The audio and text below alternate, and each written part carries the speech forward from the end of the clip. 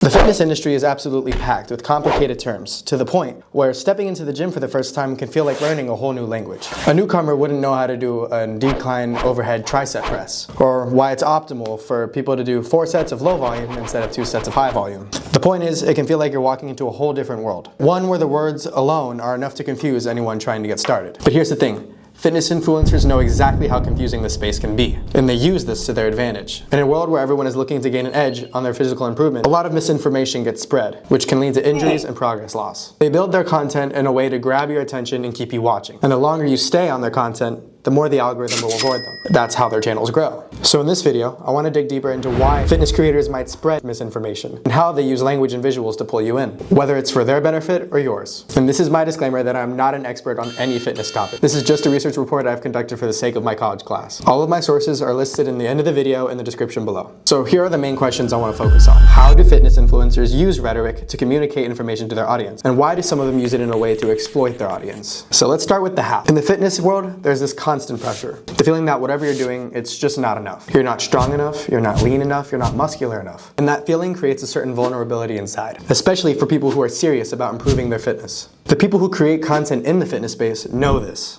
That insecurity is what a lot of influencers and fitness pages tend to capitalize on. A lot of them are trying to sell a fitness program or any online products, and others just want to get more views. And while one is a little more innocent than the other, both often rely on the same tool: rhetoric. For those who don't know, rhetoric is basically just the art of persuasion. It's how these influencers build trust, credibility, and connection with their audience. It's how they get people to listen to them, even if what they're saying isn't entirely accurate. Now, I've spent a lot of time reading this one study by Deborah Deutsch. It found that social media influencers, she calls them SMIs in her study, lean heavily on the rhetorical appeals like ethos and pathos, while subject matter experts, we'll call those SMEs for short, rely more on logos. And I'll explain these strategies in a second.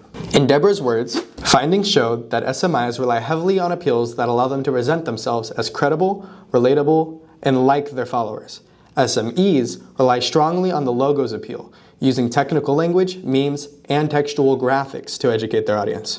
Basically, influencers are just trying really hard to gain your trust by making them seem credible through their physique. We think, oh, this guy's very muscular. He must know what he's talking about. They can also try to manipulate your emotion in videos to get you to feel sorry for them or trust them so they seem genuine. This would be pathos, which is the pathological approach. However, the subject matter experts, the people you can trust, rely mostly on facts and logic.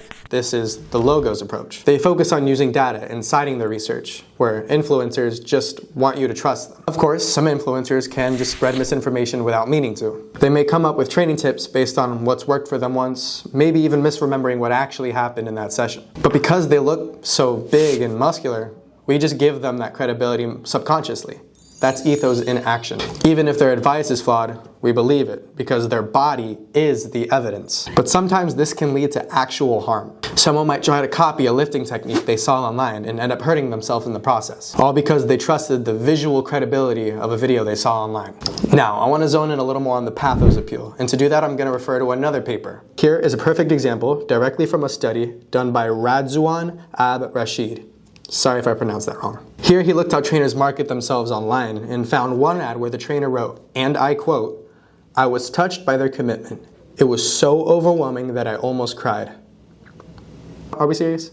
Sounds heartfelt, but Rashid points out that this is just another sales tactic. It's crafted to make the trainer seem emotionally invested in your fitness progress. He's trying to convince you that he cares more than others would. But in reality, to him, you're just another client, and he's just trying to get you to give him some money. Honestly, in the perfect world, everyone in the fitness industry would just rely on evidence and logic. But in reality, credibility is earned visually, not through facts and data. Someone could be an expert in every fitness field, but if they don't look like they're in shape, you're not going to trust them. But in reality, we should be trusting the experts, people with degrees and certifications. These are people who use charts, technical explanations, and well-sourced data. But the problem is, these posts don't perform well. They're not entertaining to the viewer. The viewer's not watching to see what's going to happen next. So these videos don't get rewarded by the online algorithms and they don't perform. They're not flashy, they're not exciting, and they're not showing a guy with six-pack abs every 5 seconds. In this world, retention equals reach. Gimmicks and antics are going to get more clicks online. Plus, right now, science-based lifting is often discredited in the fitness world. It seems dorky and overkill, and it's very common for gym bros to want to be cool. In fact, some subject matter experts are now mimicking social media influencers. Some experts look and act just like influencers now, maybe even becoming them. They use funny edits, flashy thumbnails, and engaging scripts. They're using humor and bold titles to draw in an audience. They're keeping up with the trends, and because that's what performs best online, but in a smart way. So how can you tell the difference? It's all going to come down to intent and their education. Experts want to inform. Influencers want to succeed. The influencers want to persuade you, but not always for your benefit. Deutsche's study even looked into how experts can improve their social media content. They've come up with strategies to improve their connection to audience so they can compete with influencers. This is where the line between influencers and experts is getting very blurry and hard to see. And if someone's constantly using manipulative tactics, vague promises, or extreme claims just to push a product, it's a red flag. But if they're transparent about their qualifications, use research, and explain their reasoning, even if they're selling a product to you, they're still far more trustworthy. For example, Dr. Mike Isertel. He is a literal doctor and has a degree. Grandma, you let these bitches in again? However, he's known to be an influencer, and he owns an app. While this can cut down his credibility quite a bit, he's still considered an expert, even though he's an influencer. And even though he has this app, he's not pushing it throughout the entirety of his video. He's giving advice, not selling it. Another good example is Jeff Nippard. Are one of the single most important muscles for building an impressive physique.